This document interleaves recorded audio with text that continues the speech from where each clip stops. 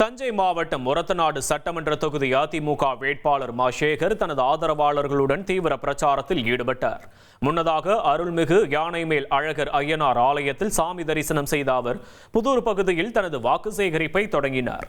காவல்கார தெரு, ராயர் தெரு, செட்டி தெரு உள்ளிட்ட முக்கிய வீதிகள் வழியாக சென்ற அவருக்கு பொதுமக்கள் உற்சாக வரவேற்பளித்தனர். இதில் கூட்டணி கட்சி நிர்வாகிகள் உட்பட 500க்கும் மேற்பட்டோர் கலந்து கொண்டு இரட்டை இலை சின்னத்திற்கு தீவிரமாக ஆதரவு திரட்டினர்.